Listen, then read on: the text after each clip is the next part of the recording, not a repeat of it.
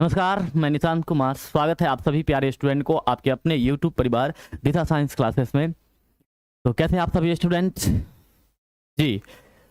उम्मीद करते हैं कि बहुत ही अच्छे होंगे। और आज के क्लास में हम लोग पढ़ने वाले हैं केमिस्ट्री के चैप्टर 2 जो विलेन है, इस चैप्टर 2 के दीर्घ उत्तरीय प्रश्न करने वाले हैं। लेकिन उससे पहले आप सभी स्टूडेंट को गुड आफ्टरनून, नमस्कार, राधे राधे, जय श्री राधे। तो आइए स्टार्ट करते हैं क्लास। लेकिन उससे पहले आप सभी स्टूडेंट को करना क्या है कि आपके जितने भी ऑफलाइन के प्रिय मित्र हैं, उन सभी मित्रों के पास आप अपना क्लास को क्या करिए, एक बार शेयर कीजिए केमिस्ट्री की क्लास को। उसके बाद क्या करें कि जितने भी मेरे प्यारे बच्चे देख रहे हैं वीडियो को, सब क्या कर दीजिए, क्लास को लाइक्स कर दीजिए। और उसके बाद हम लोग क्या करने वाले हैं, क्लास को आगाज करने वाले हैं। और आज हम लोग पढ़ेंगे दीर्घ उत्तरीय प्रश्न, ठीक है। और एक एक करके हर क्वेश्चन को हम लोग क्या करेंगे, डील करते हुए चलेंगे, ठीक है। तो आइए स्टार्ट करते हैं क्लास, जिसमें सबसे पहला प्रश्न आपके पास यहां पर होगा। देखिए, सबसे पहला प्रश्न आपके पास में है कि क्वथनांक उन्नयन से आप क्या समझते हैं। क्वेश्चन समझिए, क्वथनांक उन्नयन से आप क्या समझते हैं। क्वथनांक उन्नयन तथा घुल्ले, घुल्ले मतलब होता है विल्ले, ध्यान दीजिएगा, विल्ले विल्ले के अनुभार के बीच संबंध स्थापित करना है, ठीक है। तो खैर ये तो एकदम इजी है, एकदम संबंध स्थापित हो जाएगा, इसमें कोई दिक्कत नहीं है। अब यहाँ पर सबसे पहले समझना है कि क्वथनांक उन्नयन क्या है। हम कई बार आपको समझाए भी हैं, आइए उसको डील करते हैं, क्या है क्वथनांक उन्नयन। तो सबसे पहले तो हम लोग समझेंगे क्वथनांक। देखिए, जिस ताप पर कोई द्रव उबलता है, वैसे टेम्परेचर जिस पर कोई ताप, क्या ये द्रव क्या होता है, उबलने लगता है, तो क्या होता है,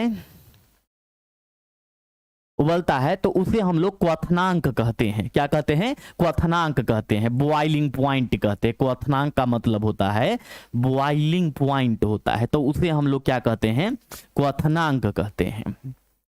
के बाद कह रहा है कि जिस ताप पर किसी द्रव का वाष्प दाब वायुमंडलीय दाब के समान हो जाए, उसे हम लोग क्या कहते हैं, क्वथनांक कहते हैं। मतलब क्वथनांक का ही दो बार परिभाषा दिया हुआ है, आप दोनों में से जो परिभाषा आपको बेटर लगे उस परिभाषा को आप लिख सकते हैं, ठीक है।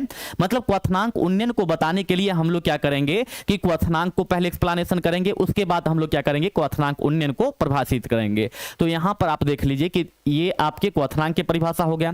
अब कह रहा है क्वथनांक उन्नयन की तरफ हम लोग चलेंगे। अब क्वथनांक उन्नयन की तरफ चलेंगे, ध्यान दीजिएगा। तो इसमें क्या है कि जब शुद्ध विलायक, मतलब कि उसमें किसी प्रकार का कोई विलेय पदार्थ नहीं मिला हुआ है, एकदम शुद्ध रूप में है, एकदम प्योर रूप में है, तो उसमें क्या होता है, देखिए कहता है जब शुद्ध विलायक में किसी पदार्थ को घोला जाता है, मतलब मान के चले कि यहां पर एक कंटेनर है, यहां पर यह शुद्ध विलायक है और इसमें किसी पदार्थ को घोला जाता है, घोला जाता है, तो उसके क्वथनांक में वृद्धि होती है, तो उसका क्वथनांक क्या हो जाता है, बढ़ जाता है, क्वथनांक इंक्रीज कर जाता है, जिस चीज को हम लोग क्या कहते हैं, क्वथनांक उन्नयन कहते हैं। तो इस प्रकार से आपके क्या हो गए, क्वथनांक के भी परिभाषा मिल गए और क्वथनांक उन्नयन के भी परिभाषा मिल गए हैं, देख सकते हैं, क्वथनांक उन्नयन के भी परिभाषा मिल गए। अब इसके बाद की बात को समझिएगा कि किसी निश्चित ताप पर विलयन का जो वाष्प दाब होता है, विलायक के वाष्प दाब से कम होता है। ये बात हम आपको कल भी समझाए थे कि किसी निश्चित ताप पर विलयन का जो वाष्प दाब होता है वो विलायक के वाष्प दाब से कम होता है। मतलब विलायक का वाष्प दाब ज्यादा होता है और विलयन का वाष्प दाब कम होता है। वही लिखा हुआ है कि किसी निश्चित ताप पर विलयन का वाष्प दाब विलायक के वाष्प दाब से कम होता है, ठीक है। चित्र से तो हम अभी आपको फिगर बना करके समझाने वाले हैं। खैर इतना बात आप छोड़ दीजिए, यहां से देखिए, यहां से देखिएगा कि रॉवल ने क्वथनांक उन्नयन के संबंध में, रॉवल ने एक नियम प्रस्तुत किया। देखिए, क्वथनांक उन्नयन के संबंध में रॉवल ने एक नियम प्रस्तुत किया, जिसके अनुसार, ये नियम के अनुसार क्या होता है, तो उस चीज को हम लोग यहां पर समझेंगे, ठीक है। ध्यान दीजिए, हम क्या बोल रहे हैं कि क्वथनांक उन्नयन के संबंध में, डेट मीन्स की जो ये क्वथनांक उन्नयन हुआ, तो क्वथनांक उन्नयन है, इस क्वथनांक उन्नयन के संबंध में जो है रॉवेल ने रॉवेल एक वैज्ञानिक है जिसको रॉल्ट के नाम से भी जानते हैं।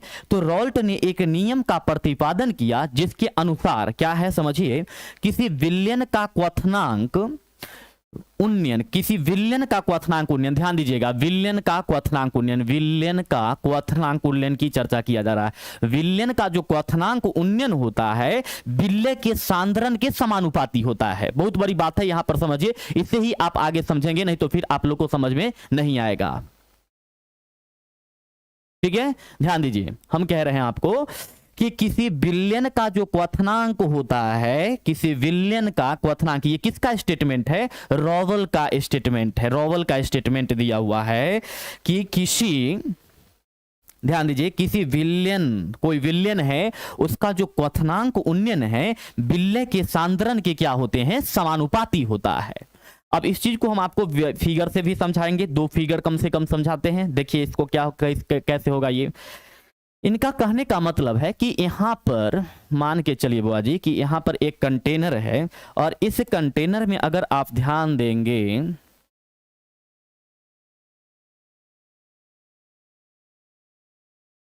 आप ध्यान दीजिएगा तो आपको यहां पर क्या पता चलने वाला। तो देखिए यहां पर ये आपका, यहां पर ये हो गया, नेक्स्ट ये आपका विलायक है। ठीक है,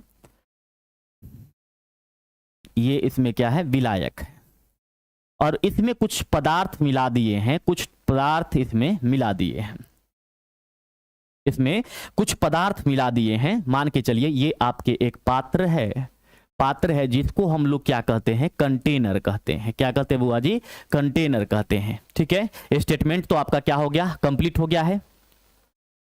ठीक है, बॉइलिंग पॉइंट को ही क्वथनांक कहते हैं बाबू। बॉइलिंग पॉइंट इंग्लिश होता है, हिंदी में उसको हम लोग क्या कहते हैं, क्वथनांक कहते हैं। ठीक है, तो यहां पर ये आपका पात्र हो गया, कंटेनर हो गया। अब इसके बाद क्या होता है समझिएगा कि इसमें कहा जा रहा है कि ये जैसे ही इसमें कुछ मिला दिए, मान के चलिए कुछ विल्ले मिला दिए हैं, इसमें कुछ विल्ले मिला दिए हैं, तो जब विल्ले मिला दिए तो ये क्या बन चुका है, विलयन बन गया। ये क्या बन गया है बाबू, विलयन बन गया है। ध्यान दीजिए, ये विलयन बन गया है। अब क्या होगा समझिए, यहां पर क्या कहता है, किसी विलयन का जो क्वथनांक उन्नयन होगा, जो क्वथनांक उन्नयन होता है वो विलय के सांद्रण के समानुपाती होता है।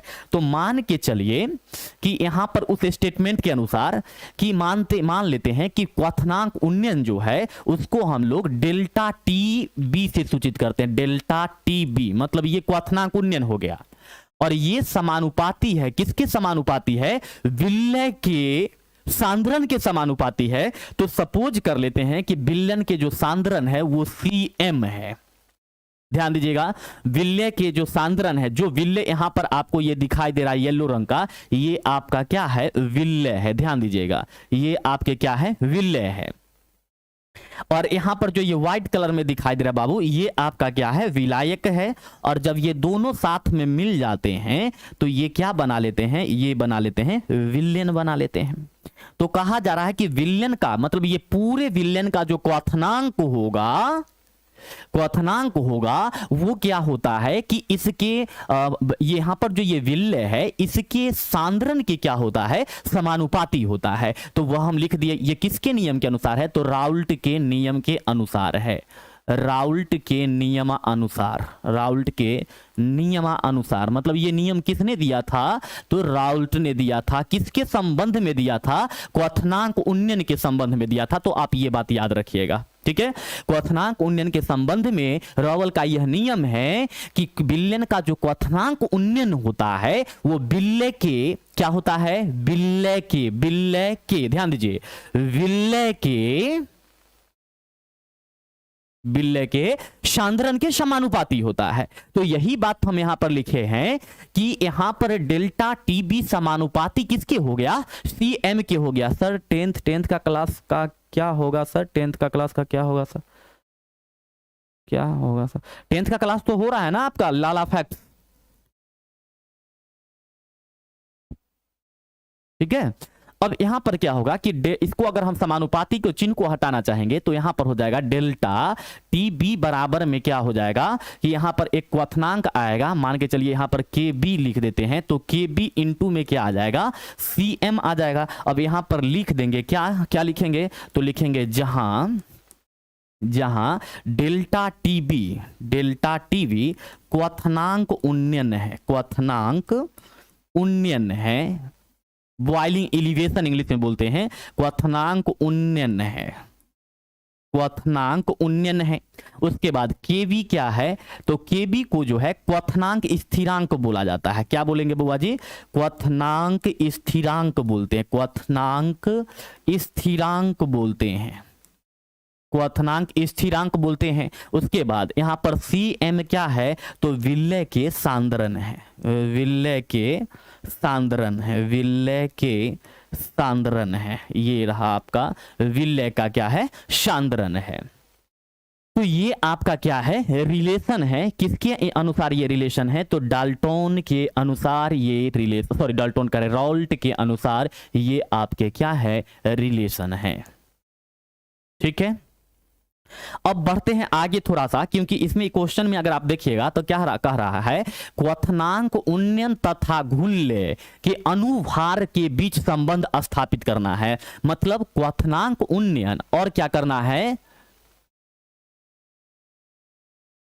क्वथनांक उन्नयन और अनुभार, ये विलेय के अनुभार के बीच में क्या करना है, एक रिलेशन शो करना है। तो आइए अब उस चीज को हम लोग क्या करते हैं, शो करते हैं। तो क्या लिखेंगे, क्वथनांक उन्नयन एवं, क्वथनांक उन्नयन एवं विलेय के, क्या क्वेश्चन था देखिए, क्वथनांक उन्नयन एवं विलेय के अनुभार में संबंध, हेडिंग में लगाइएगा, क्वथनांक उन्नयन, क्वथनांक उन्नयन, उन्नयन एवं विलेय के अनुभार में संबंध, अनुभार में संबंध, संबंध। अब मान के चलिए बुआ जी कि यहां पर जो है ये आपके हो गए। अब ध्यान दीजिएगा कि क्या कहा जा रहा है, उस चीज को ध्यान दीजिएगा कि यहां पर ध्यान दीजिए। तो यहां पर है क्वथनांक उन्नयन एवं विलेय के अनुभार में संबंध है। तो मान के चलिए कि हमारे पास विलायक जो है, विलायक की जो मात्रा है मान के चलते हैं 20 ग्राम है, विलायक की मात्रा 20 ग्राम है, और जो विलेय की मात्रा है, विलेय की जो मात्रा है, विलेय की मात्रा जो है, विलेय की मात्रा जो है वो हमारे पास, विलेय की मात्रा जो है वो हमारे पास क्या है, A ग्राम है। मान के चलिए क्या है, A ग्राम है। और विलेय का आणविक भार जो है, विलेय का अनुभार, विलेय के अनुभार जो है वो हमारे पास दिया हुआ है m ग्राम दिया हुआ है। मान के चलिए क्या दिया हुआ है, m ग्राम दिया हुआ है। तो विलेय की मोलों की संख्या,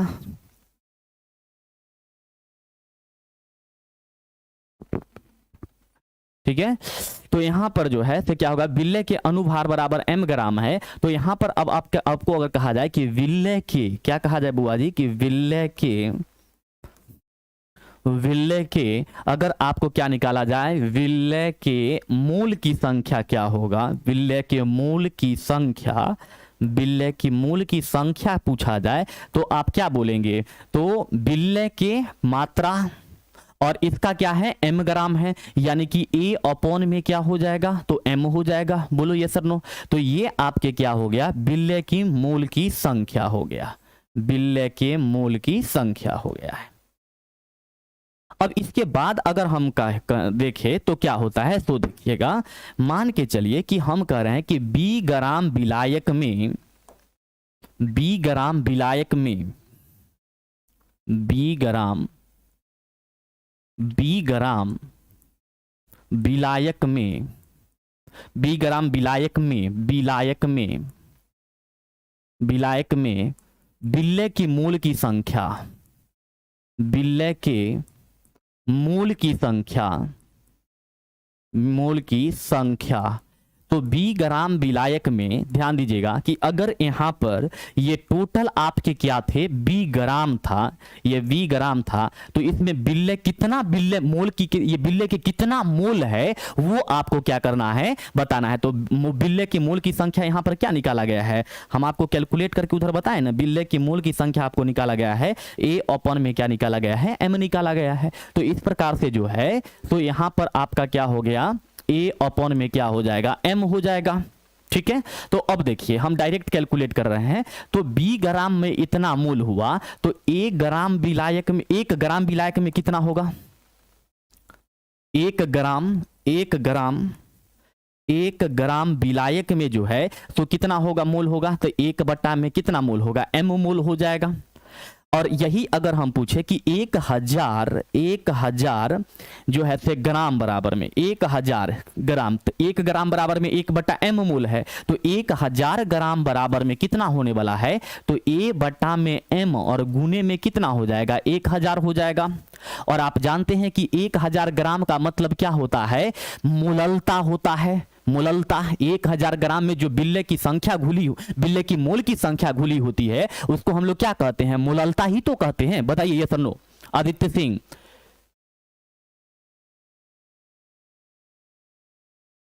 आदित्य सिंह क्या कर रहे हैं आप?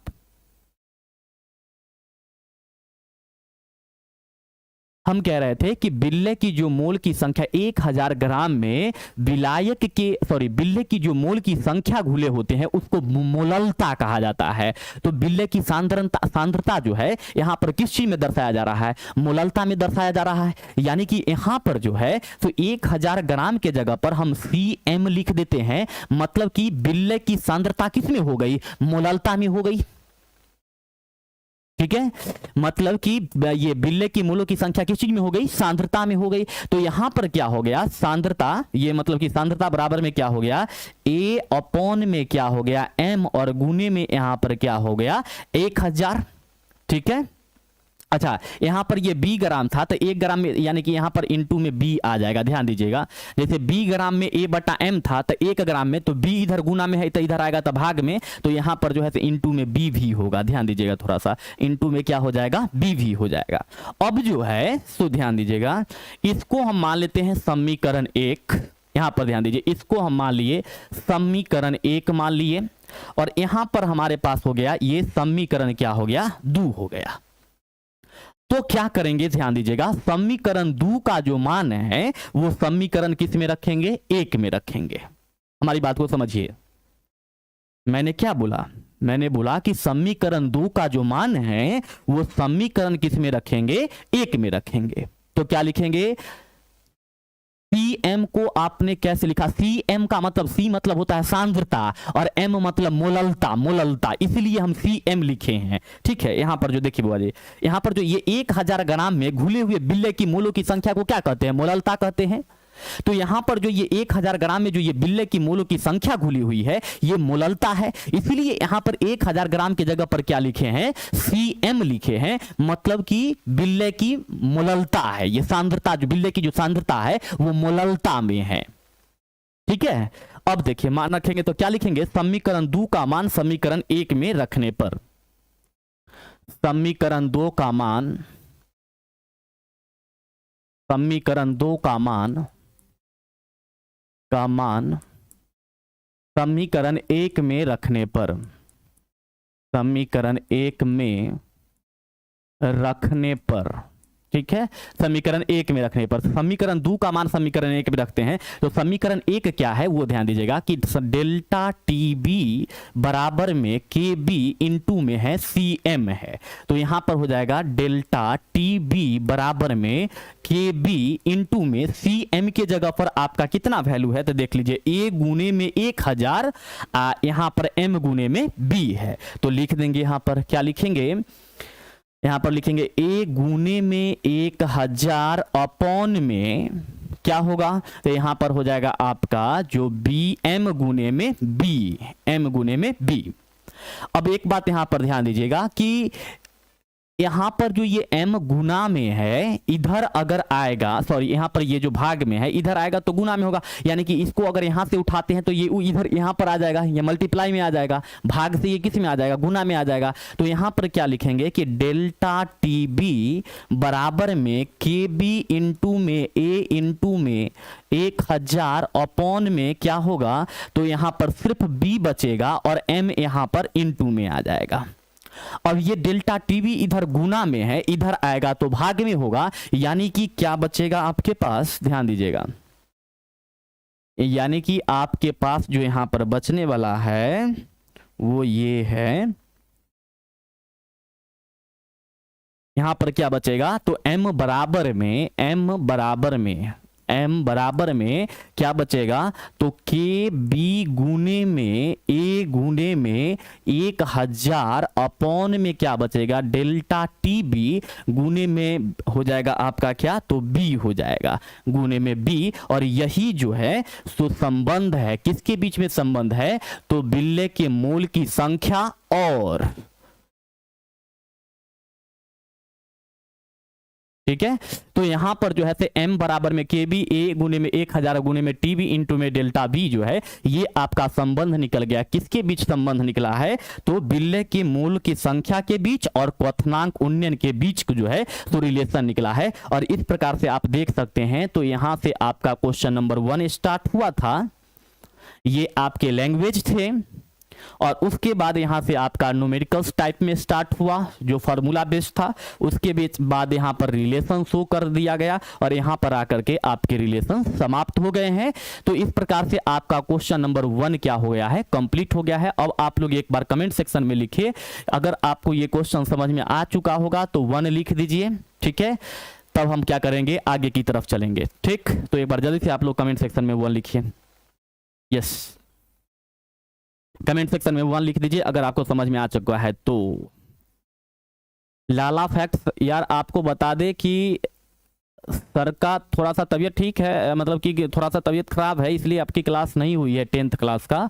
बाद बाकी जो और इंग्लिश की क्लास नहीं हुई है क्योंकि सुमित सर यहाँ नहीं है, और बाद बाकी जो क्लास है आपके कंटिन्यू होंगे। तो आप इतना नहीं कमेंट करें, क्योंकि दूसरे के क्लास में इंटर करके और तब इतना कमेंट कीजिएगा तो खुद बच्चे परेशान हो जाएंगे, तो वो नहीं पढ़ पाएंगे। मान के चलिए आपके क्लास में अगर कोई बच्चे जा करके और इतना कमेंट वगैरह करने लगे तो उसको भी समस्या होगी ना। तो आप प्लीज इतना कमेंट ना करें, है ना।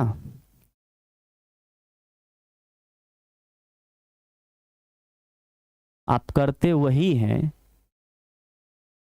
जो आप चाहते हैं, होता वही है जो हम चाहते हैं, फिर करिए वही जो हम चाहते हैं, तो होगा वही जो आप चाहते हैं, ठीक है।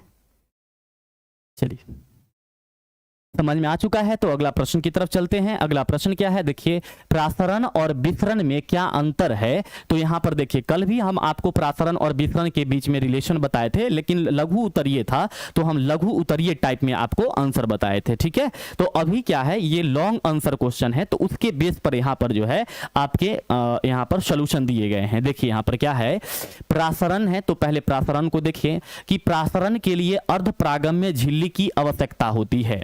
अर्धप्रागम्य झिल्ली क्या होती है, तो इस चीज को आप समझिए कि यहां पर अगर मान करके चलिए कि एक इस प्रकार का हम कंटेनर ले लेते हैं, ठीक है, और ये कंटेनर ले लिए, और यहां पर इस प्रकार का आप देखेंगे तो ये एक यहां पर जाली टाइप में लगा हुआ होता है, यहां पर ये आपके जाली टाइप में लगे हुए होते हैं।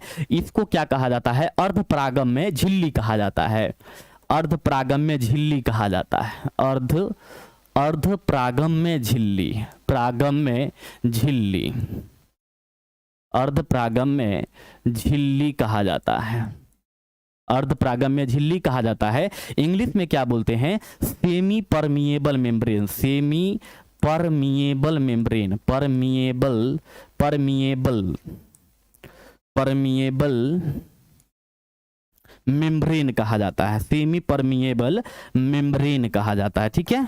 अर्धप्रागम्य झिल्ली, और क्या कहा जाता है, और क्या कहा जाता है बाबू रे, सेमी परमिएबल मेम्ब्रेन कहा जाता है। अच्छा, एक बात और है कि इससे जो है सिर्फ विलायक के अणु पास कर सकते हैं, विलायक के अणु प्रवाह हो सकते हैं, विलायक के अणु प्रवाह हो सकते हैं, विलायक के अणु प्रवाह हो सकते हैं, विलय के अणु नहीं हो सकते हैं। विलायक के अणु प्रवाह हो सकते हैं, सिर्फ विलायक, सिर्फ विलायक के अणु पार हो सकते हैं, विलय के अणु पार नहीं हो सकता है। ठीक है, चलिए अगला प्रश्न की तरफ चलते हैं बुआ जी कि नेक्स्ट प्रश्न हमारा क्या है, उसके बाद देखते हैं क्या है।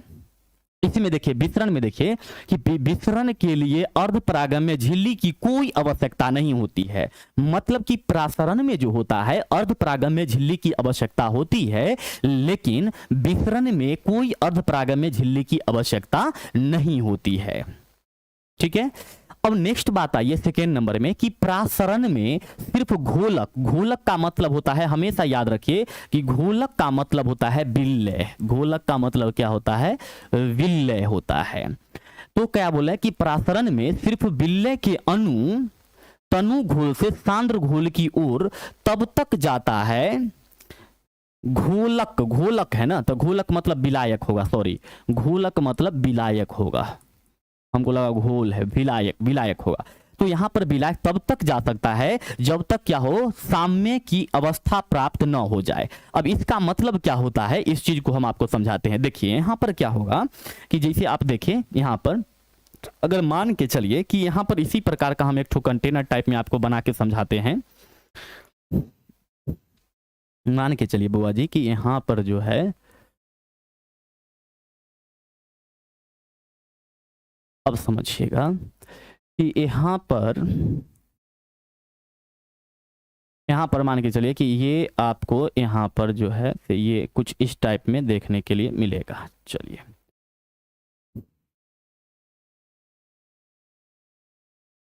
ये यहां पर ये इस प्रकार का कुछ देखने के लिए मिलेगा। ये अब मान के चलिए कि यहां पर आपका क्या लगा हुआ है, अर्धपरागम्य झिल्ली लगा हुआ है। यहां पर आपका अर्धपरागम्य झिल्ली लगा हुआ है, जिसको हम लोग क्या कहते हैं, सेमी परमिएबल मेम्ब्रेन कह रहे हैं। इसका मतलब जो स्टेटमेंट लिखा हुआ था उसका मतलब ये है कि अगर ये विलायक है, ये विलायक है, तो विलायक के अणु क्या होगा, इस तरफ आपके क्या है, विलायक है, मान के चलिए इधर आपके क्या है, विलायक है, और इधर आपके क्या है, विलयन है। तो स्वाभाविक बात है कि एक निश्चित ताप पर विलायक का वाष्प दाब ज्यादा होगा, विलायक का वाष्प दाब क्या होगा, ज्यादा होगा, इसका वाष्प दाब क्या होगा, अधिक होगा, वाष्प दाब अधिक होगा, और इसका वाष्प दाब क्या होगा, तो कम होगा, वाष्प दाब क्या होगा, कम होगा। तो यहां पर आपको क्या देखने के लिए मिलेगा कि यहां पर जो इसका वाष्प दाब जो है विलायक का ज्यादा है, तो इसका प्रवाह जो होगा ये इधर की तरफ होगा। तो ये तब तक ये इसके कण, विलायक के कण इधर प्रवाह होते रहेंगे जब तक दोनों तरफ वाष्प दाब समान न हो जाए, जब तक दोनों तरफ, जब तक दोनों ओर वाष्प दाब समान न हो जाए, समान न हो जाए। तो यही बात आपका यहां पर लिखा हुआ है कि प्रासरण में सिर्फ घोलक के अणु तनु घोल से सांद्र घोल की ओर तब तक जाता है जब तक साम्य की अवस्था प्राप्त न हो जाए। ठीक है, अब नेक्स्ट देखिएगा क्या है, अगला बात देखिए यहां पर कि विसरण में हल्की गैस भारी गैस, मतलब विसरण प्रक्रिया में जो होता है, विसरण में हल्की गैस भारी गैस की तुलना में अधिक तेजी से विसरित होती है। मतलब जो हल्का गैस है वो आसानी से विसरण कर जाएगा, मतलब एक जगह से दूसरे जगह जा सकता है, लेकिन भारी गैस को थोड़ा सा क्या होगा, उस हल्का गैस की तुलना में ये आसानी से विसरित नहीं हो सकते हैं। ठीक है, तो ये बात यहां पर लिखा हुआ है। नेक्स्ट बात यहां पर आइए, तो क्या कर रहा है कि परासरण में पूरा तंत्र को विद्युतीय सेल माना जा सकता है। अगर परासरण हो रहा है तो उसमें जो पूरा सेल है, पूरा जो कंटेनर होता है, जैसे यहां पर जो है ये पूरे जो तंत्र हुआ, इसको सेल माना जा सकता है। इस पूरे तंत्र को क्या माना जा सकता है? सेल माना जा सकता है। सेल माना जा सकता है, ठीक है, जिसमें एक पॉजिटिव चार्ज होता है, एक निगेटिव चार्ज होता है। तो ऐसा जो है सो माना जाता है। ठीक, तो यहां पर ये पूरे तंत्र को क्या माना जाता है? सेल माना जाता है। लेकिन विसरण में क्या होता है? देखिए, विसरण में पूरे तंत्र को विद्युत सेल नहीं माना जा सकता है। लेकिन अगर विसरण है तो विसरण में क्या होता है कि पूरे सेल को विद्युत तंत्र नहीं माना जा सकता है। मतलब यहां पर इसको विद्युत तंत्र नहीं माना जा सकता है, बल्कि यहां पर प्रासरण में जो है तो इसको विद्युत तंत्र माना जा सकता है। ठीक है, इस प्रकार से आपको यहां पर हम प्रासरण और विसरण को इस डायग्राम की मदद से भी समझाए हैं, और ये आपका स्टेटमेंट है। अब अगर क्वेश्चन बनाएंगे तो आपको डायग्राम, ये वाला डायग्राम जरूर बनाना है, इधर वाला डायग्राम जरूर बनाना है और लिखना भी है। इसी डायग्राम में लिख दीजिएगा ये अर्धपरागम्य झिल्ली है, सेमी परमिएबल मेम्ब्रेन कहते हैं, और इस प्रकार से आपका ये क्वेश्चन जो हो गया ये कंप्लीट हो चुका है। अब आप लोग बताएं, अगर ये समझ में आ गया होगा तो हम लोग आगे की तरफ चलेंगे। ठीक है, ये अगर आपको समझ में आ गया होगा तो हम लोग क्या करेंगे? आगे की तरफ चलेंगे। ये समझ में आ गया होगा क्वेश्चन नंबर 2, तो हम लोग आगे की तरफ चलेंगे। और इसके लिए आपको क्या करना है पता है बुआ जी आपको, कि कमेंट सेक्शन में आपको लिखना है 1, अगर आपको समझ में आ चुका है तो। एलोन बॉय कर ओके सर, बना लेंगे, वेरी गुड, डायग्राम बना लेंगे। और आप लोग बताएं, जितने प्यारे स्टूडेंट अभी लाइव में हैं वो सभी बताएं क्या आपको समझ में आ रही है। संस्कारी, hello sir, my I am coming in, may I coming in, yes, why not.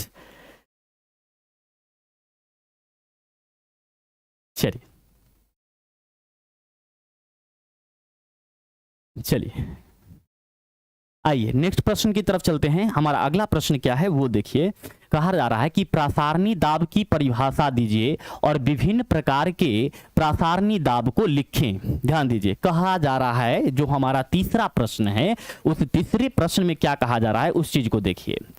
तीसरे प्रश्न में कहा जा रहा है कि प्रासारणी दाब को परिभाषा दें और विभिन्न प्रकार के प्रासारणी दाब को लिखें। ठीक है, बड़ी आसान है। देखिए, हम आपको कितना बार प्रासारणी दाब बताए भी हैं, पूरा डायग्राम के साथ भी बताए हैं। यहां पर क्या लिखा हुआ है उसको देखते हैं। देखिए, इसमें कह रहा है कि प्रासारणी दाब वह दाब है जो किसी विलायक को अर्धपरागम्य झिल्ली द्वारा कम सांद्रता से अधिक सांद्रता की ओर बहने से रोके। देखिए, बहुत अच्छा स्टेटमेंट लिखा हुआ है, आप ध्यान से समझिए। क्या लिखा हुआ है कि प्रसारणी दाब वह दाब है जो किसी विलायक को अर्धपरागम्य झिल्ली द्वारा कम सांद्रण से अधिक सांद्रण की ओर बहने से रोके। इसका मतलब क्या होगा समझिए, इसका मतलब आपका होगा, इसको स्टेटमेंट से समझिए, डायग्राम से समझिए। जैसे यहां पर मान के चलिए कि हमारा एक डायग्राम है, और इस डायग्राम में जो है, ध्यान दीजिएगा, हम एक ही प्रकार के डायग्राम से समझाते हैं ताकि आपको कोई तकलीफ ना हो आगे, है ना, सारा समझ में आए, इसीलिए हम एक ही प्रकार के डायग्राम का प्रयोग करते हैं। ठीक है,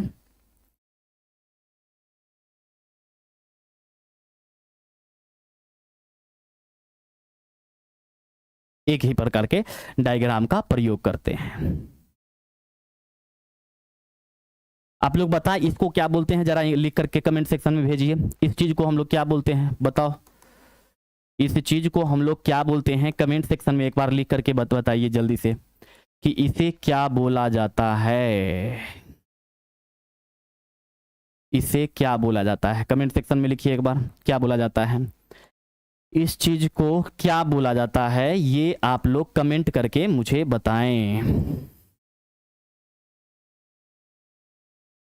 जल्दी से कमेंट करके बताइए कि जो बीच में ये लाइनें दिखाई दे रही है, इस लाइन को क्या बोला जाता है, कमेंट में आप लोग लिख करके बताएं। कमेंट में लिख करके बताइए कि इसे हम लोग क्या कहते हैं, इसे हम लोग क्या कहते हैं, ये आप कमेंट में लिख करके बताइए। चलिए ठीक है, चलो यार,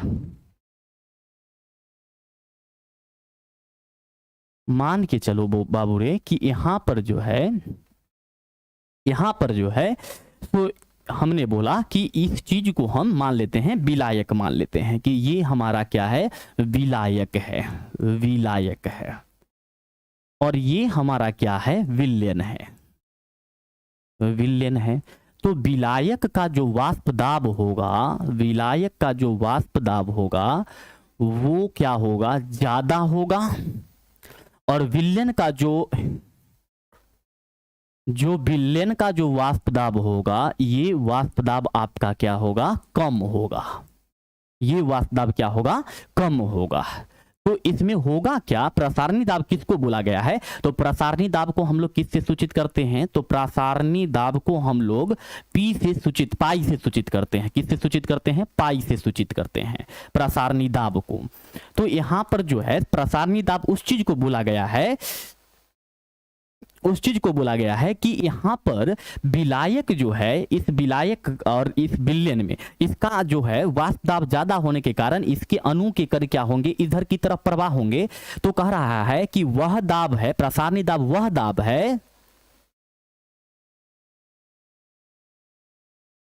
वह है जो इधर इसके प्रवाह को क्या करे, इधर जो इसका प्रवाह हो रहा है, विलायक के कण का जो प्रवाह हो रहा है, शुद्ध विलायक के कण का जो प्रवाह हो रहा है, शुद्ध विलायक के कण के जो इधर प्रवाह हो रहा है उसको अगर रोक दे तो इसी चीज को हम लोग क्या कहते हैं, तो प्रसारणी दाब कहते हैं। क्या कहते हैं, प्रसारणी दाब कहते हैं। यही बात जो है सो आपका यहां पर लिखा हुआ है, यही बात आपका यहां पर लिखा हुआ है, ध्यान दीजिएगा।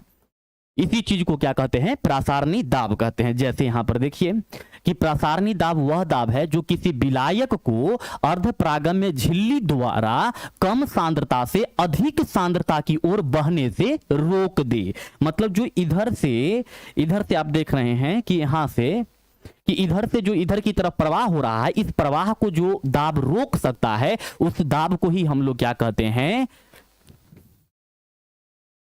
उस दाब को हम लोग कहते हैं प्रसारणी दाब कहते हैं, ऑस्मोटिक प्रेशर कहते हैं। ठीक है, अब देखिए अगला बात, देखिए कि यहां पर क्या होने वाला है, समझिए। इसमें कह रहा है, नेक्स्ट बात जो है वो कह रहा है कि विभिन्न प्रकार के प्रसारणी दाब को लिखें।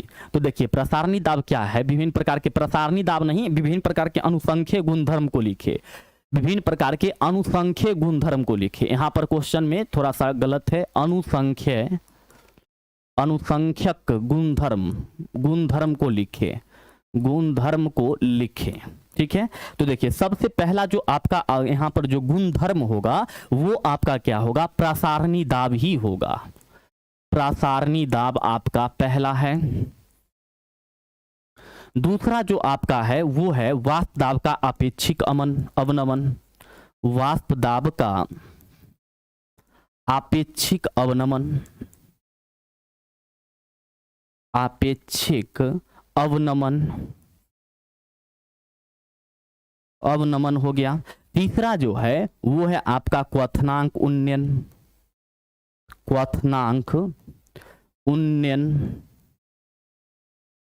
और चौथा जो है वो है आपका हिमांक अवनमन। क्या है बुआ जी, हिमांक अवनमन है, हिमांक अवनमन है। तो ये आपके टोटल क्या है, अनुसंख्यक गुणधर्म है। ठीक है, और इस प्रकार से आपका क्वेश्चन नंबर 3 जो है, क्वेश्चन नंबर 3 जो है ये पूरी तरह से क्या हो गया, खत्म हो गया है, समाप्त हो गया है। तो आप एक बार क्या करें, कमेंट सेक्शन में क्या लिखेंगे, 1 लिखेंगे अगर आपको समझ में आ गया है तो। कमेंट सेक्शन में क्या लिखेंगे, 1 लिखेंगे यदि आपको समझ में आ गया है तो। युवराज भारद्वाज, कन्हैया कुमार, आदित्य सिंह, शहनाज आफरीन, संस्कारी,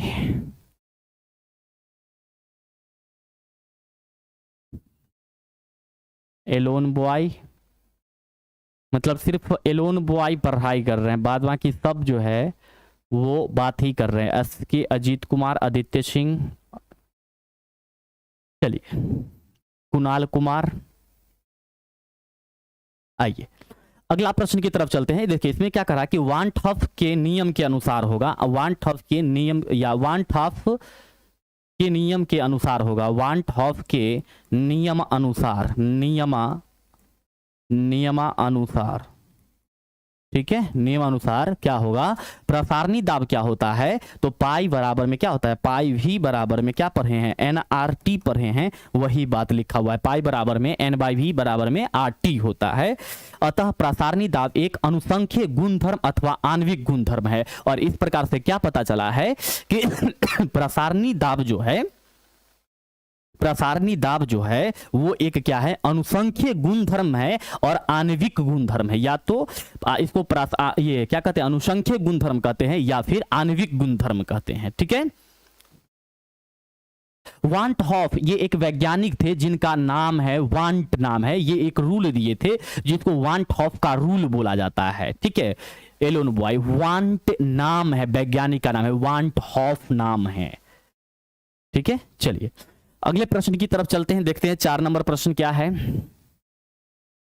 हिमांक अवनमन से आप क्या समझते हैं? अच्छा क्वेश्चन है, काफी बार एग्जाम में पूछा गया प्रश्न है, ध्यान दीजिएगा। हिमांक अवनमन से आप क्या समझते हैं? हिमांक अवनमन को जो है फ्रीजिंग डिप्रेशन बोला जाता है, फ्रीजिंग डिप्रेशन, फ्रीजिंग डिप्रेशन बोला जाता है। क्या बोलते हैं? फ्रीजिंग डिप्रेशन बोलते हैं। तो हिमांक अवनमन, हिमांक अवनमन का मतलब होता है जैसे कि 0 डिग्री पर कोई भी टेम्परेचर जमता है तो उसको हिमांक बोलते हैं। और कोई भी ऐसे पदार्थ विलयन में, शुद्ध विलायक में कुछ ऐसे पदार्थ मिला दिए जो अब वो 0 डिग्री पर ना जम करके -10 डिग्री पर जमेगा, -20 डिग्री पर जम सकता है, -15 डिग्री पर जम सकता है। तो उस चीज में जो इसमें अवनमन में क्या हुआ, इसमें हिमांक में क्या हुआ, गिरावट हुआ, उसी को क्या कहा जाता है, अवनमन कहा जाता है। डिप्रेस्ड हुआ है, डिप्रेस्ड हुआ है, तो इसी को क्या कहा जाता है, हिमांक अवनमन कहा जाता है, ठीक है। बहुत इंपॉर्टेंट क्वेश्चन है, क्या होगा। अब देखिए हिमांक अवनमन से आप क्या समझते हैं, तो क्या पता चला कि किसी पदार्थ के हिमांक को परिभाषित किया जाता है, कैसे परिभाषित किया जाता है, तो उस तापमान से, मतलब उस तापमान से परिभाषित किया जाता है जिस पर द्रव, द्रव मतलब लिक्विड, जो द्रव हैं उन द्रव का जो वाष्प दाब होता है उसके बर्फ के वाष्प दाब के बराबर हो जाए, ठीक है। उस क्या होता है कि उस द्रव का जो वाष्पदाब होगा, वाष्पदाब जो होगा वो बर्फ के वाष्पदाब के क्या हो जाए, समान हो जाए, तब जाकर के क्या होता है कि उस विलायक के एवं घोल के हिमांक के अंतर को हिमांक अवनमन कहा जाता है, ठीक है। चलिए इसको हम, इतना क्लियरेंस आंसर नहीं है इसलिए हम इसका आंसर आपको लिख देते हैं। देखिए क्या होता है, जब शुद्ध विलायक में, जब शुद्ध विलायक में, शुद्ध विलायक में कोई पदार्थ, कोई पदार्थ मिला दी जाती है, कोई पदार्थ मिला दी जाती है, तो कोई पदार्थ मिला दी जाती है तो क्या होता है, ध्यान दीजिएगा। यदि कोई पदार्थ मिला दी जाती है तो उस विलयन का, विलायक का वाष्प दाब, विलायक का वाष्प दाब, क्या होता है, वाष्प दाब कम जाता है, कम जाता है, जिसे हिमांक अवनमन कहते हैं, जिसे हिमांक अवनमन कहते हैं। क्या कहेंगे, हिमांक अवनमन कहेंगे, जिसे हिमांक अवनमन कहा जाता है, जिसे हिमांक अवनमन कहा जाता है। अवनमन कहा जाता है, क्या कहा जाता है, हिमांक अवनमन कहा जाता है। ठीक है, तो वो आंसर आपका उतना सेटिस्फैक्ट्री आंसर नहीं था, संतुष्ट उस आंसर से नहीं, हम खुद नहीं हो रहे थे, इसलिए हम आपको यहाँ पर क्या कर दिए, एक बेस्ट आंसर लिख दिए हैं हिमांक अवनमन का। ठीक है, तो यहाँ पर उस आंसर को आप छोड़ दीजिएगा, यहाँ पर इस आंसर को आप छोड़ दीजिए, इस आंसर से आपको कोई लेना देना नहीं है, इस आंसर को आप देखिए। तो इसको हम लोग क्या कहते हैं, हिमांक अवनमन कहते हैं। अब यहाँ पर समझिएगा कि हिमांक अवनमन को, ध्यान दीजिए, हिमांक अवनमन को, हिमांक अवनमन को क्या कह रहे हैं, हिमांक अवनमन को डेल्टा टी एफ से सूचित,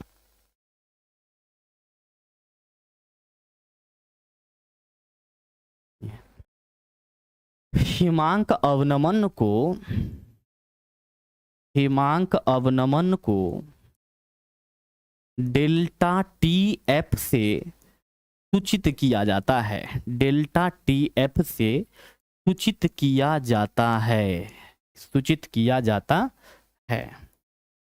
किससे सूचित किया जाता है बाबू रे, तो डेल्टा टी एफ से सूचित किया जाता है। और आगे देखिए, इसके आगे क्या होता है, सो देखिए, रॉवेल ने क्या किए थे, रॉवेल ने हिमांक अवनमन के संबंध में, रॉवेल ने हिमांक अवनमन के संबंध में, हिमांक अवनमन के संबंध में, अवनमन के संबंध में एक नियम का प्रतिपादन किया, एक नियम का प्रतिपादन किया, प्रतिपादन किया, जिसके अनुसार किया, जिसके अनुसार, जिसके अनुसार, ध्यान दीजिएगा, जिसके अनुसार क्या होगा बुआ जी, तो जिसके अनुसार यहां पर होने वाला है कि किसी भी, जिसके अनुसार क्या होगा कि किसी भी विलेन का जो क्वथनांक, ये हिमांक अवनमन जो होगा वो विल्ले के सांद्रण के समानुपाती होगा। क्या होगा, किसी भी विल्ले के, देखिए किसी भी विलेन के, क्या लिखेंगे, किसी भी विलेन के, किसी भी विलेन के, विलेन के हिमांक अवनमन, क्या होगा बाबू रे, हिमांक अवनमन जो होगा, हिमांक अवनमन जो होगा, हिमांक अवनमन वो किसके समानुपाती होगा, तो यहां पर होगा आपका, यहां पर क्या होगा कि हिमांक अवनमन जो होगा, हिमांक अवनमन विल्ले के सांद्रता के, विल्ले के सांद्रता के समानुपाती होता है, विल्ले के सांद्रता के समानुपाती होता है, सांद्रता के समानुपाती होता है, समानुपाती होता है, समानुपाती होता है। ये आपका क्या है, स्टेटमेंट है, किसके लिए स्टेटमेंट है, तो ये हिमांक अवनमन के लिए स्टेटमेंट है। ये क्वेश्चन दीर्घ में है, इसलिए आपको इसमें लिखना पड़ेगा, जब तक आप लिखेंगे नहीं तब तक उतना बेस्ट मार्क्स आपको नहीं मिलेगा। तो ये आपके क्या हो गया, हिमांक अवनमन के लिए हो गया, हिमांक अवनमन के लिए। अब इसमें क्या है कि हिमांक अवनमन और क्या है, नेक्स्ट आपके विल्ले के सांद्रता के बीच संबंध क्या है वो देखिए। अब आपके होगा यहां पर हिमांक अवनमन और विल्ले के, यहां पर लिखा हुआ है क्वेश्चन में, उसी का क्वेश्चन है कि राउल्ट नियम का उल्लेख करे, किसी भी अवाष्पशील एवं नॉन इलेक्ट्रोलाइट विल्ले का अनुभार कैसे ज्ञात करेंगे। तो वही बात को हम लोग यहां पर कर रहे हैं, ध्यान दीजिएगा, उसी चीज को हम लोग यहां पर सॉल्व कर रहे हैं। ठीक है, उसी चीज को यहां पर सॉल्व कर रहे हैं, 4 का ए सॉल्व कर रहे हैं, और उधर जो है वो आपके क्या है 4, ये जो है नेक्स्ट, रुक जाइए जरा,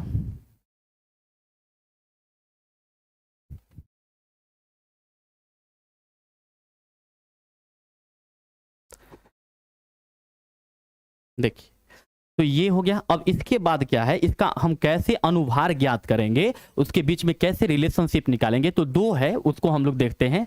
देखिए क्या है वो, तो यहां पर आपका होने वाला है कि बी ग्राम विलायक में, ध्यान दीजिएगा, वी ग्राम विलायक में ए ग्राम बिल्ले घुले हुए हैं, ए ग्राम बिल्ले घुले हुए हैं, 1 ग्राम बिल्ले घुले हुए हैं, जिसका आणविक द्रव्यमान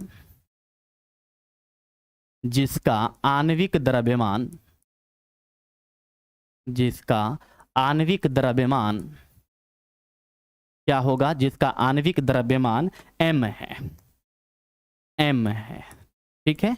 अच्छा, इससे पहले एक बात और यहां पर आपको समझना है, क्या होगा, तो यहां पर ध्यान दीजिएगा कि ये बात को समझने से पहले एक और बात को यहां पर आप समझिए। क्या है, तो देखिए यहां पर जो स्टेटमेंट लिखा गया है वो स्टेटमेंट क्या है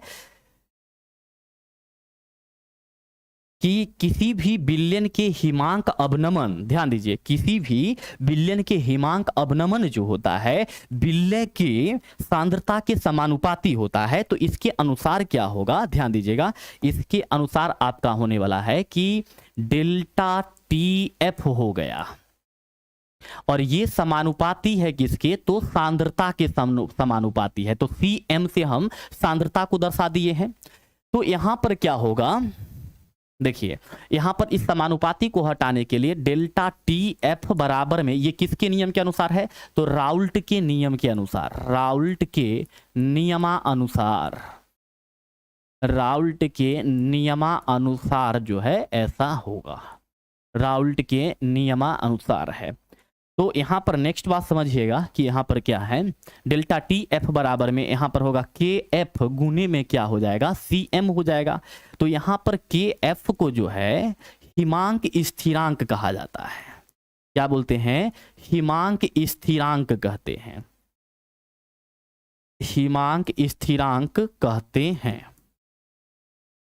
हिमांक स्थिरांक कहते हैं। तो इस प्रकार से क्या हो गया,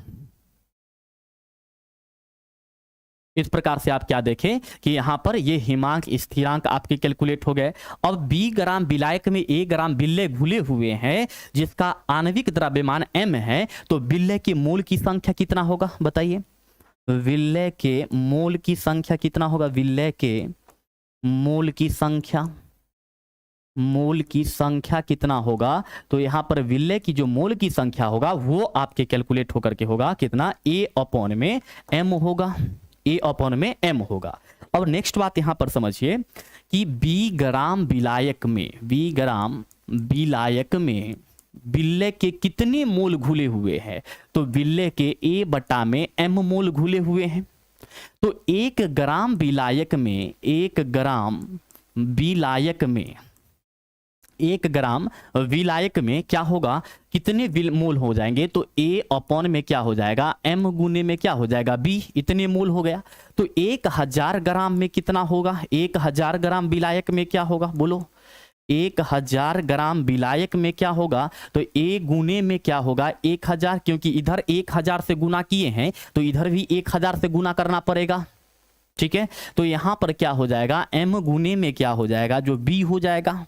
तो आपके पास यहां पर क्या बचेगा, अच्छा 1000 ग्राम को हम लोग क्या बोलते हैं, मोललता बोलते हैं, कि 1000 ग्राम में जितने बिल्ले के मोल की संख्या घुले हुए होते हैं उन्हें हम लोग मोललता कहते हैं। यानी कि यहां पर हम लोग मोललता cm मतलब कि बिल्ले की सांद्रता कहिए या फिर मोललता कहिए, बराबर में यहां पर क्या हो जाएगा, a गुने में 1000 बटा में m गुने में कितना हो जाएगा, b हो जाएगा।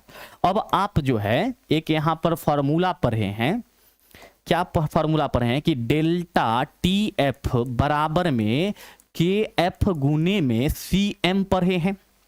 तो अब आप क्या कर दीजिए कि यहां पर इस सी एम का वैल्यू यहां पर आप रख दीजिए, यानी कि डेल्टा टी एफ बराबर में के एफ की जगह पर के एफ हो जाएगा और गुने में कितना होगा, सी एम के जगह पर कितना होगा, 1 गुने में 1000। तो यहां पर होगा 1 गुने में 1000 अपॉन में क्या होगा, m गुने में b होगा, तो यहां पर हो जाएगा आपका m गुने में कितना हो जाएगा, b होगा, यानी कि m बराबर में कितना होगा, m, ये m बराबर में कितना होगा, तो यहां पर अगर इस m को यहां पर लेकर के आते हैं तो m बराबर में क्या होगा कि kf गुने में a गुने में कितना होगा 1000 और अपॉन में कितना होगा b गुने में ये डेल्टा tf नीचे आ जाएगा, तो यहां पर हो जाएगा डेल्टा tf। इस प्रकार से हम इसको निकाल सकते हैं, क्या सॉल्व कर सकते हैं। तो ये देखिए राउल्ट के नियम का उल्लेख करना था, किसी भी अवाष्पशील एवं नॉन इलेक्ट्राइड विलय के अनुभार कैसे ज्ञात करें, तो उस चीज को यहां पर आप इसके माध्यम से सॉल्व कर सकते हैं। ठीक है, इस डिफिनीशन से आपको नहीं जाना है, इस डिफिनीशन से नहीं जाना है, ये गलत डिफिनीशन है। ठीक है, ये गलत डिफिनीशन है, हम आपको यहां पर इसको सॉल्व करके बता दिए हैं, इस बेस पर आपको क्लियर करना है। ठीक है, नीतिकेश कुमार कर रहे हैं कि सर चैप्टर 3 और चैप्टर 4 डिटेल में पढ़ा दीजिएगा, मेरे ऑफलाइन कोचिंग में नहीं पढ़ाई हुआ है। ठीक, कोशिश करेंगे। आइए अब अगले प्रश्न की तरफ चलते हैं, अगला प्रश्न क्या है वो देखते हैं। ठीक है, अगला प्रश्न क्या है वो देखते हैं। आइए 5 में है कि क्वथनांक उन्नयन से आप क्या समझते हैं। याद कीजिए चैप्टर नंबर 1 में हम आपको ये बात समझाए हैं और वही सेम क्वेश्चन है, जो क्वेश्चन 1 है आप देख सकते हैं, जो क्वेश्चन आपका 1 है वही क्वेश्चन जो है आपका यहां पर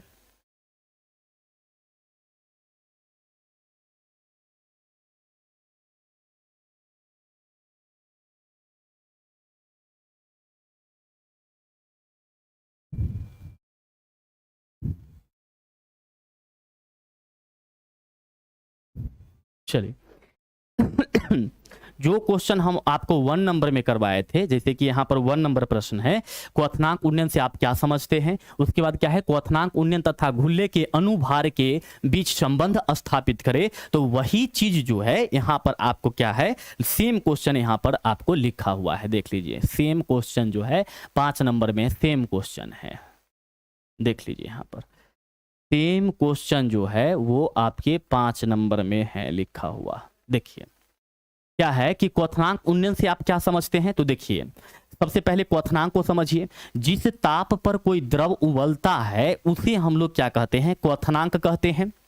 ठीक है, जिस ताप पर कोई पदार्थ उबलता है उसको हम लोग क्या करेंगे, उसे हम लोग क्या कहते हैं, क्वथनांक कहते हैं। दूसरी नंबर बात कि जिस ताप पर किसी द्रव का वाष्प दाब वायुमंडलीय दाब के क्या हो जाता है, समान हो जाता है, उसे भी हम लोग क्या कहते हैं, क्वथनांक कहते हैं।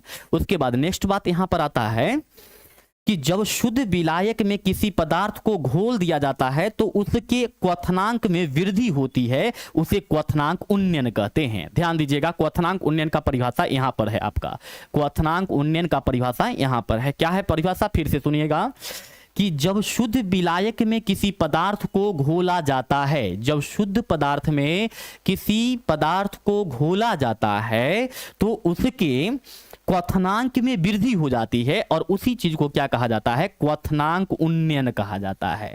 क्या कहा जाता है, क्वथनांक उन्नयन कहा जाता है। ठीक है, अब देखिए नेक्स्ट का देखिएगा क्या होता है, इसके बाद क्या है सो समझिए। राउल्ट का नियम का उल्लेख करें, किसी भी वाष्पशील एवं नॉन इलेक्ट्रोलाइट विलों का अनुभार कैसे ज्ञात करें, तो ये बात आपको हम पहले ही बताए हैं। देखिए यहां पर क्वथनांक उन्नयन के संबंध में रॉवेल ने एक नियम प्रस्तुत किया जिसके अनुसार किसी विलयन का क्वथनांक उन्नयन विलय के सांद्रण के क्या होते हैं, समानुपाती होते हैं। मतलब कि क्वथनांक उन्नयन को हम लोग सूचित करते हैं डेल्टा TFB से सूचित करते हैं और यह समानुपाती होता है विलय के सांद्रता के। तो यहां पर क्या हो जाएगा कि डेल्टा TB बराबर में क्या हो जाएगा KB और गुने में यहां पर क्या आ जाएगा CM आ जाएगा रॉवेल के नियम के अनुसार। अब जो है से आप इसको क्या करें, इस नियम पर लेकर के चलिए कि B ग्राम विलायक में A/M मोल विलय घुला हुआ है। हम शॉर्ट में बताते हैं क्योंकि हम ये बात आपको पहले बता चुके हैं फर्स्ट नंबर क्वेश्चन में, इसलिए शॉर्ट में बता रहे हैं। तो यहां पर आपका हो गया, अब 1 ग्राम में कितना होगा, तो A/M गुने में कितना होगा, B होगा। तो 1000 में कितना होगा, 1000 ग्राम में तो A गुने में 1000 अपॉन में कितना होगा, तो m गुने में क्या होगा, v होगा। उसके बाद नेक्स्ट क्या होगा समझिएगा, तो इसको हम लोग क्या बोलेंगे, cm बराबर में a गुने में 1000 बटा में क्या होगा, m गुने में b, ये हो गया। नाउ राउल्ट के नियम के अनुसार से क्या होता है कि डेल्टा टी बी बराबर में के बी गुने में कितना होता है आपका, के बी गुने में यहां पर होता है सी एम होता है। तो यहां पर डेल्टा टी बी बराबर में के बी गुने में सी एम के जगह पर आपका वैल्यू कितना है, ए गुने में 1000 बटा में एम गुने में बी है। तो यहां पर लिखेंगे ए गुने में 1000 बटा में क्या हो जाएगा, एम गुने में कितना हो जाएगा, बी हो जाएगा। अब क्या होगा देखिए यहां पर, तो डेल्टा यहां पर ये m को इधर लिख देंगे, यानी कि m बराबर में के बी गुने में a गुने में 1000 अपॉन में m गुने में क्या हो जाएगा आपका v हो जाएगा। सॉरी m तो इधर आ गया तो m नहीं होगा, m नहीं होगा, यहां पर आ जाएगा डेल्टा टी बी गुने में b आ जाएगा। तो इस प्रकार से आप इसके बीच के संबंध को शो कर सकते हैं। ठीक है, तो ये आपके कौन सा क्वेश्चन था, 5 नंबर क्वेश्चन था, जिसके बारे में हम आपको 1 नंबर में समझा चुके थे। अब नेक्स्ट क्वेश्चन पर चलिए, 6 नंबर क्वेश्चन पर देखिए क्या है। कह रहा है कि प्रासरण और विसरण में क्या अंतर है। तो प्रासरण और विसरण के अंतर को भी आपको समझाए हैं, कल के क्लास में भी बताए थे और आज के क्लास में भी ये क्वेश्चन है। वर्कले एवं हार्टले द्वारा प्रसरण दाब ज्ञात करने की विधि का वर्णन करें। मतलब यहां पर वार्कले और हार्टले 2 वैज्ञानिक थे, इनके द्वारा प्रसरण दाब कैसे निकाला जाता है, इसको ज्ञात करने की विधि को हमें क्या करना है, एक्सप्लेन करना है, वर्णन करना है। तो देखिए यहां पर क्या है, ये बात हम आपको पहले समझा चुके हैं कि प्रसरण के लिए अर्धपरागम्य झिल्ली की आवश्यकता होती है। प्रासरण के लिए अर्धपरागम्य झिल्ली की क्या होती है, आवश्यकता होती है, लेकिन विसरण के लिए अर्धपरागम्य झिल्ली की आवश्यकता नहीं होती है। उसके बाद प्रासरण में सिर्फ घोलक के अणु तनु घोल से सांद्र घोल की ओर तब तक जाता है जब तक कि उसमें साम्य की अवस्था प्राप्त नहीं हो जाता है, या फिर साम्य अवस्था प्राप्त नहीं हो जाता है। नेक्स्ट बात समझिएगा, मैथ का क्लास का क्या होगा क्लास। प्रासरण में पूरा तंत्र को विद्युत सेल माना जा सकता है, लेकिन विसरण में पूरे तंत्र को विद्युत सेल नहीं माना जा सकता है। विसरण में हल्की गैस जो होते हैं भारी गैस की तुलना में अधिक तेजी से विसरित होती है। तो ये आपके क्या है, प्रासरण के बीच का रिलेशन है। ठीक, नेक्स्ट देखिए, प्रासरण और विसरण के बीच के रिलेशन हो गया। अगले बात क्या है वो देखिए, इसमें बर्कले एवं हार्टले की विधि क्या कहता है उस चीज को समझिए। ये आपका है कि देखिए इस विधि में जिस घोल का परिसारक दाब निकालना हो उसे गन मेटल धातु संकर के पात्र में भर लेते हैं। ध्यान दीजिएगा कि इस विधि में जिस घोल का परिसारक दाब निकालना हो, परिसारक दाब कल के क्लास में पढ़ाए थे, मतलब कि वैसे दाब जो वह बाह्य दाब जो विलायक के प्रासरण की क्रिया को रोक दे उसे परिसारक दाब कहा जाता है। तो यहां पर आपका क्या हो गया, ध्यान दीजिएगा, ये आपके हो गए परिसारक दाब निकालना हो उसे गन मेटल धातु संकरण के पात्र में भर लेते हैं। इस पात्र में एक जलरुद्ध पिस्टन लगा रहता है जिस पर भार रखकर घोल की सतह पर आवश्यक दाब आरोपित किया जाता है। ये आरोपित किया जा सकता है। जैसे आप यहां पर यूं समझिए कि ये इस प्रकार का एक डायग्राम होता है। यहां पर देखिए ये आपका ये एक डायग्राम होगा। इस डायग्राम में आपका क्या होगा कि मान के चलिए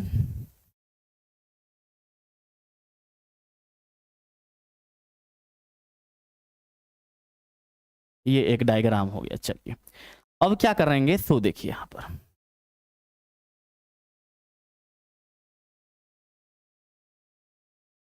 यहां पर ये इसको लगा दीजिए।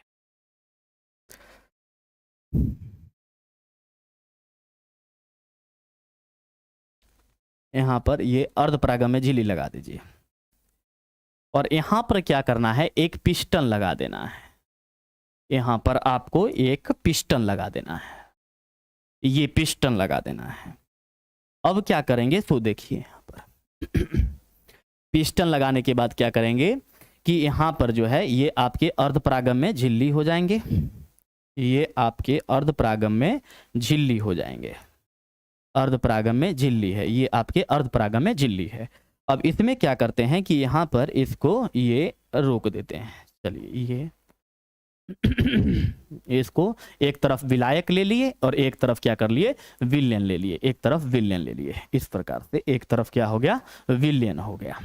और ऊपर में ये पिस्टन क्या लगा दिया जाता है, पी लगा दिया जाता है, पिस्टन पी लगा दिया जाता है। तो वही कह रहा है इस विधि में कि दाब आरोपित किया जाता है।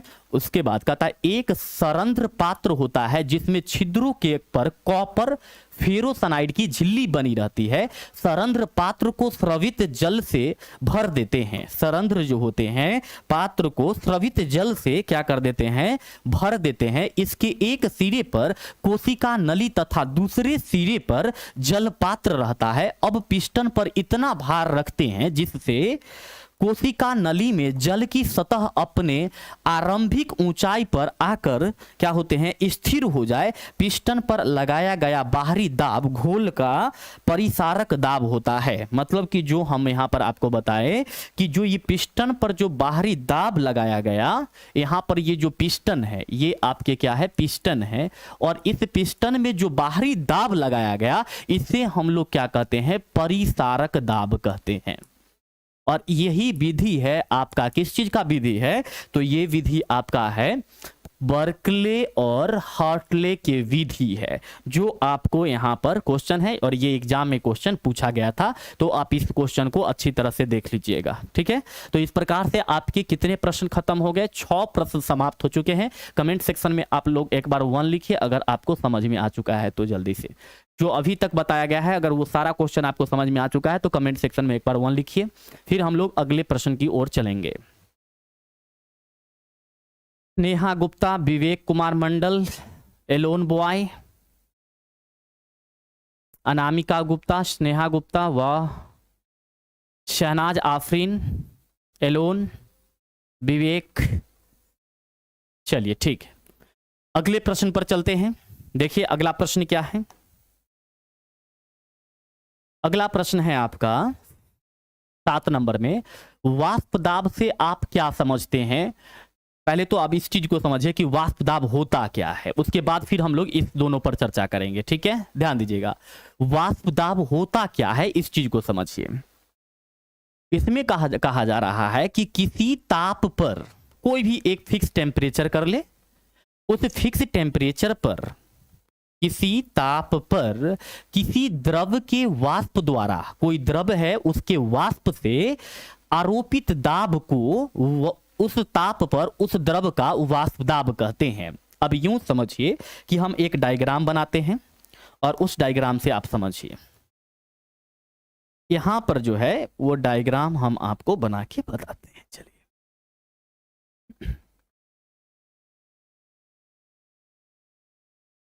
मान के चलिए कि यहां पर एक पात्र है और इसमें जो है, इस पात्र में जो है यहाँ पर ये पात्र है आपके, ठीक है।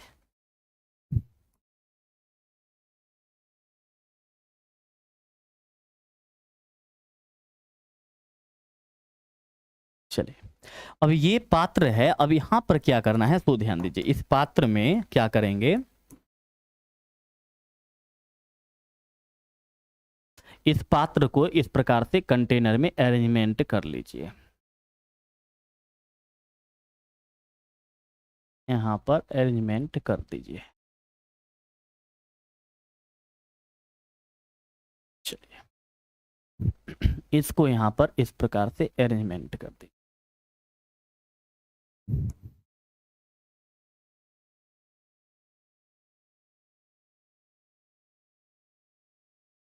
ठीक है, इसके बाद यहां पर जो है ये आपका एक डायग्राम हो गया।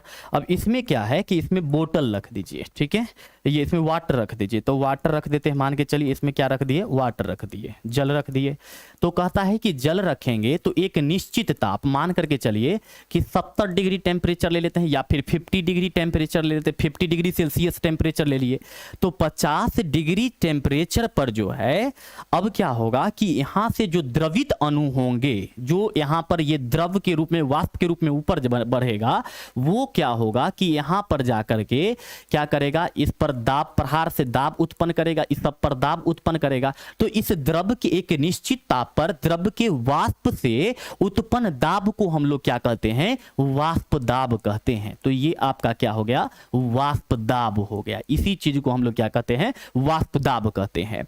नेक्स्ट बात यहां पर एक और है कि अगर मान के चलिए, एक बात और अभी आपसे प्रश्न हम पूछ रहे हैं, आपको ऑब्जेक्टिव टाइप में प्रश्न पूछेंगे, बताना है आपको कि मान के चलिए कि हमारे पास यहां पर ये एक क्वेश्चन है, ये एक यहां पर क्वेश्चन है। अब इस क्वेश्चन का आंसर आपको देना है कि मान के चलिए कि हमारे पास जो है, हमारे पास ये एक विलायक है, ठीक है, यहां पर हमारे पास एक क्या है, विलायक है, यहां पर ये विलायक है।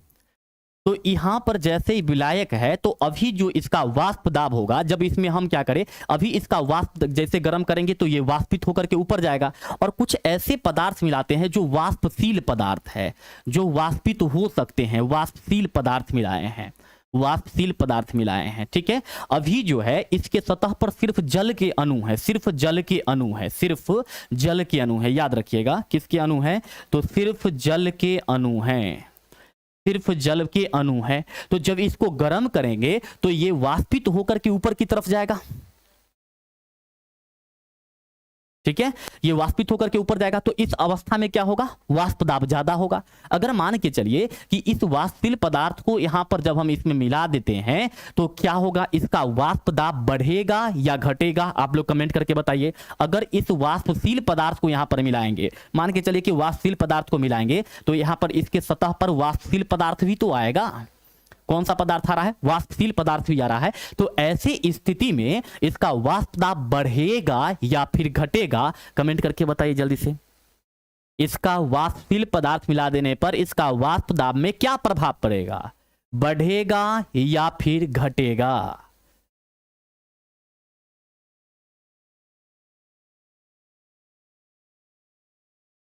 कमेगा नहीं, कमेगा नहीं, ये वाष्पशील ही पदार्थ है, इसके लिए यहां पर क्या होगा, इसका वाष्प दाब बढ़ेगा। ध्यान दीजिए, सभी बच्चे लिख रहे हैं कि घटेगा, नहीं, बिल्कुल नहीं घटेगा जी। यहां पर ये जो पदार्थ है, ये जो पदार्थ हम मिलाए हैं, ये वाष्पशील पदार्थ है, ये भी वाष्पित हो सकता है, आसानी से वाष्पित हो सकता है, इसलिए ऐसी स्थिति में इसका वाष्प दाब बढ़ेगा, बढ़ेगा।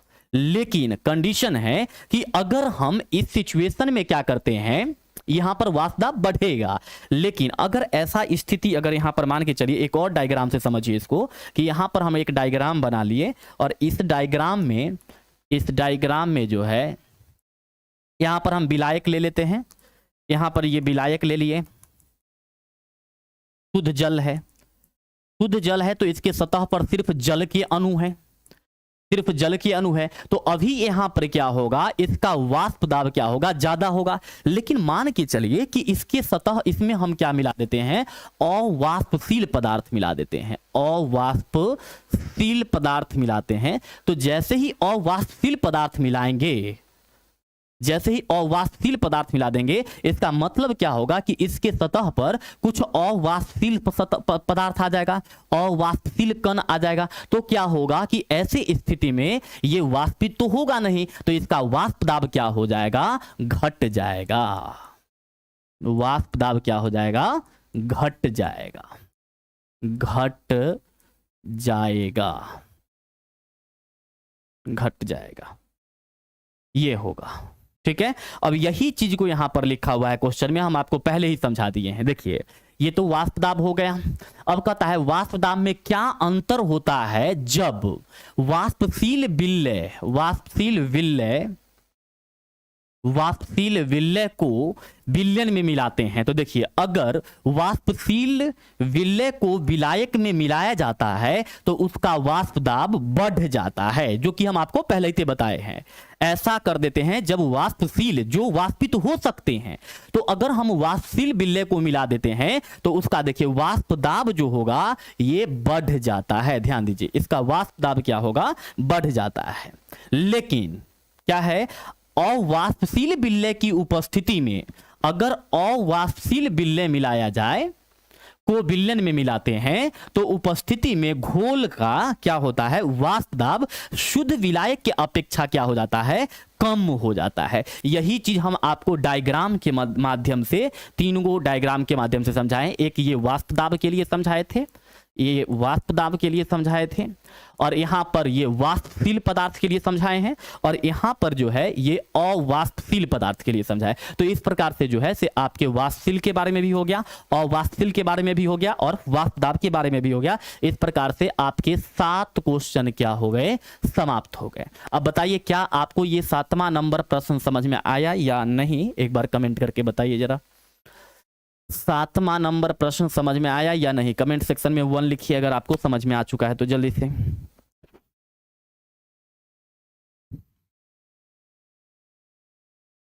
ओके, अच्छा आज हिंदी का एग्जाम है,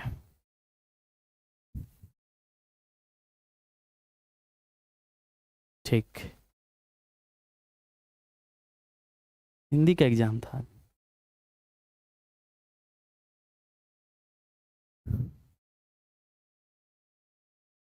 चलिए चलिए नेक्स्ट क्वेश्चन देखते हैं क्या है, अगला प्रश्न क्या है वो देखते हैं।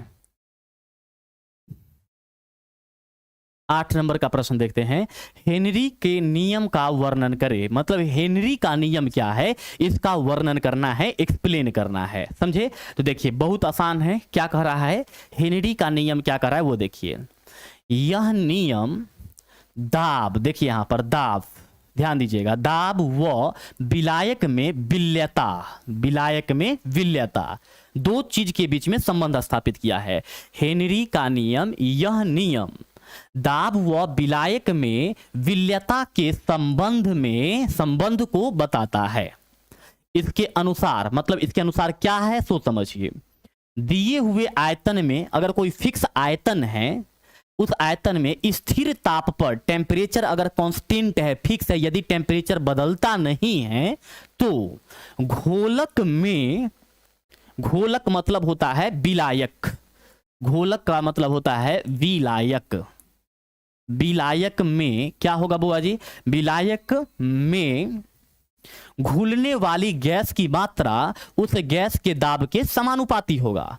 मतलब कि अगर आयतन फिक्स कर लिया जाए, टेम्परेचर को स्थिर कर दिया जाए, तो क्या होता है कि घोलक में घुलने वाली गैस की मात्रा, अगर घोलक में जो गैस घुल रही है उसकी जो मात्रा होगी उस गैस के दाब के क्या होगा, समानुपाती होगा। तो यहां पर देखिए, यहां पर यह लिखा हुआ है कि यहां पर जो गैस की मात्रा जो समानुपाती होगा वो किसके समानुपाती होगा, दाब के। पी का मतलब क्या है, दाब है।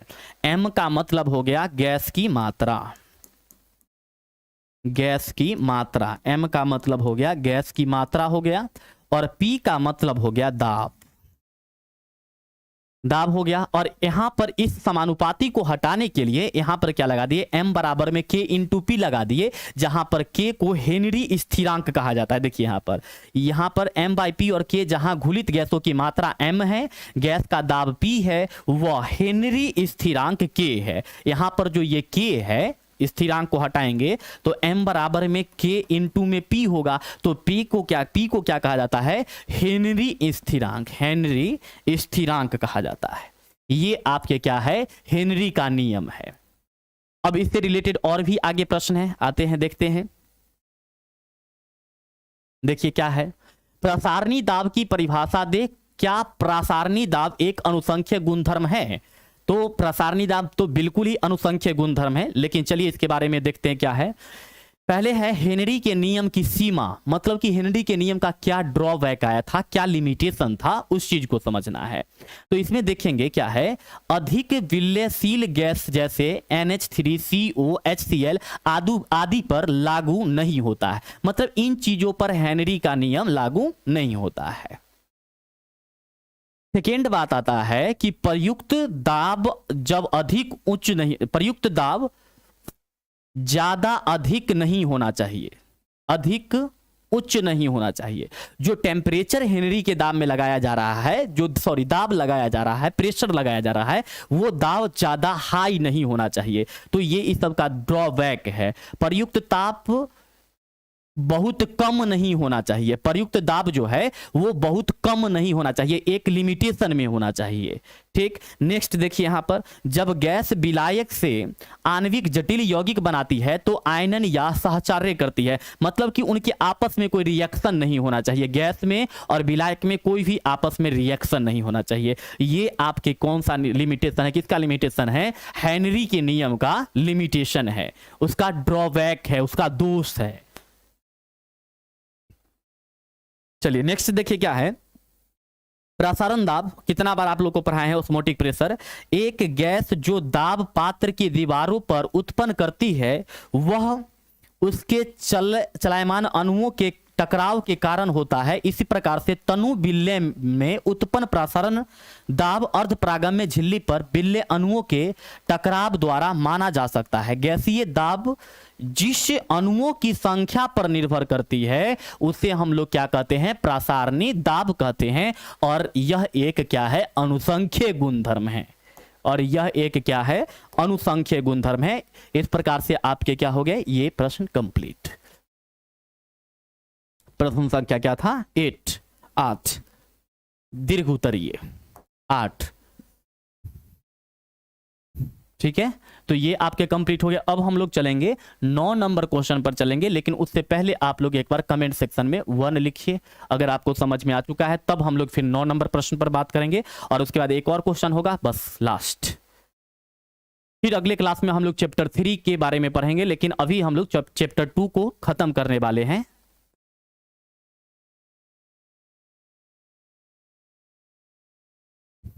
ठीक, देखिए 9 नंबर प्रश्न क्या है, अवाष्पशील बिल्ले को जब विलायक में डाला जाता है तो बिल्ले का वाष्प घनत्व घट जाता है। क्यों घट जाता है?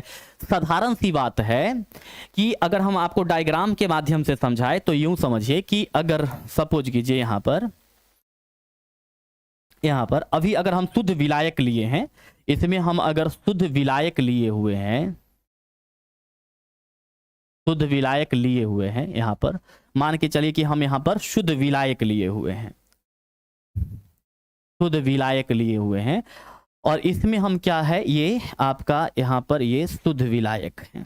चलिए शुद्ध विलायक, ये आपके शुद्ध विलायक है, ये सब शुद्ध विलायक है, तो इसका वाष्प दाब ज्यादा होगा।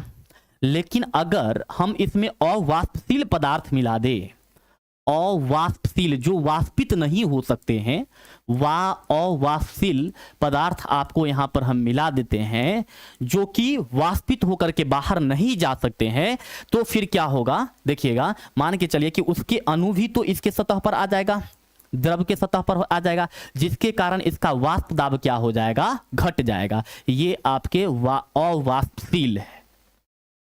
पहले ये शुद्ध विलायक थे, पहले ये शुद्ध विलायक थे जिसका वाष्प दाब ज्यादा था, लेकिन जैसे ही अवाष्पशील पदार्थ इसमें मिला दिए तो अब इसका वाष्प दाब क्या हो जाएगा, कम जाएगा। इसी रीजन की वजह से कमता है। तो वही बात यहां पर लिखा हुआ होगा कि जब घोलक में अवाष्पशील घुल्ले डाला जाता है जो इसके वाष्प दाब में कमी आ जाती है, जिसके कारण इसके वाष्प दाब में क्या हो जाता है, वेपर प्रेशर में कमी आ जाता है। ये वेपर प्रेशर आपका वाष्प दाब कम जाएगा।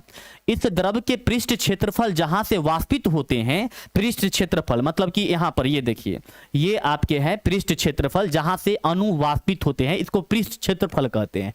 तो क्या क्या कहा जाता है, देखिए यहां पर आपके क्या है कि ये शुद्ध विलायक है, इसके पृष्ठ क्षेत्रफल ये हो गए, तो इसमें क्या कहा जाता है, तो देखिए वाष्पीकरण होता है